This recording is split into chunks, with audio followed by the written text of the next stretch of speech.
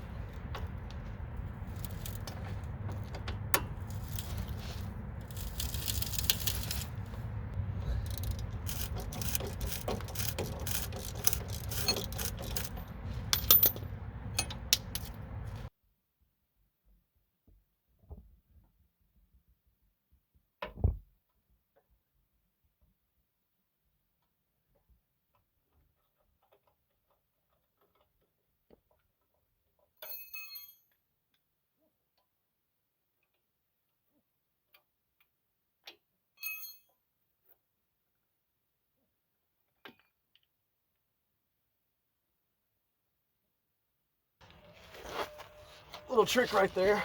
I loosen the other side first. So now both of them are completely loose, and what that does is that allows a little bit of play in the sway bar here.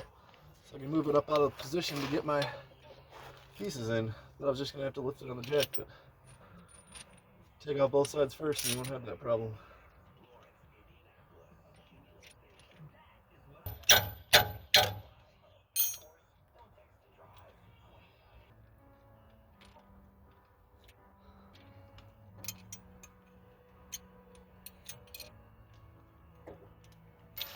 For the manufacturer's specifications, you are supposed to tighten this till it's not hand tight anymore, which was a while ago, but so the top of the bolt will stick through the nut about 3 threads.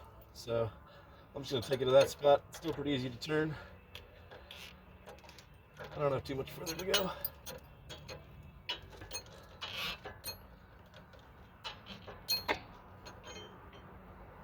There we go. Alright, that's where I'm going to leave it.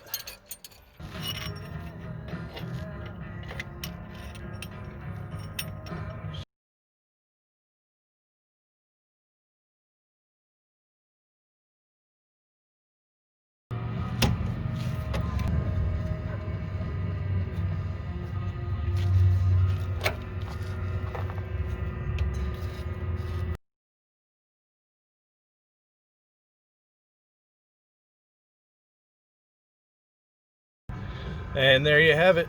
That is how I changed my sway bar links. Check out my first video. It's on changing these sway bar bushings.